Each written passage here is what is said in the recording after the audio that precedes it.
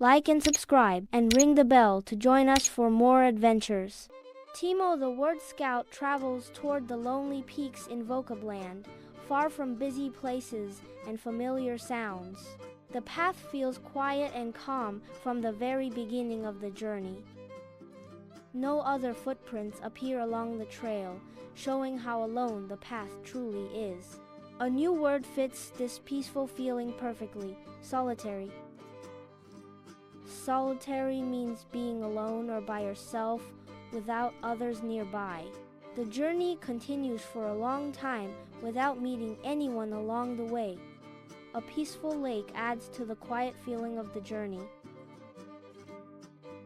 The quiet feels gentle and peaceful instead of lonely or scary.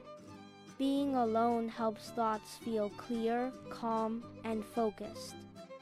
Timo enjoys the moment, knowing that solitary can be peaceful too.